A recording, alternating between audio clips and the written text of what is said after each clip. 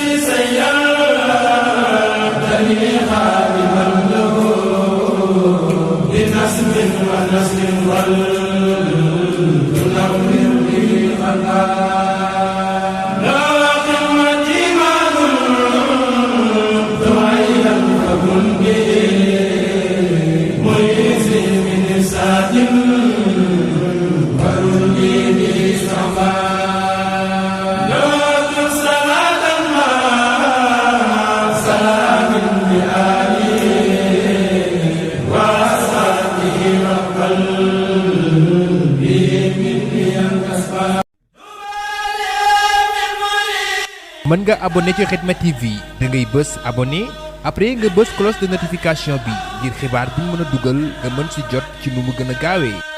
Khidma TV, la chaîne d'actualité autrement.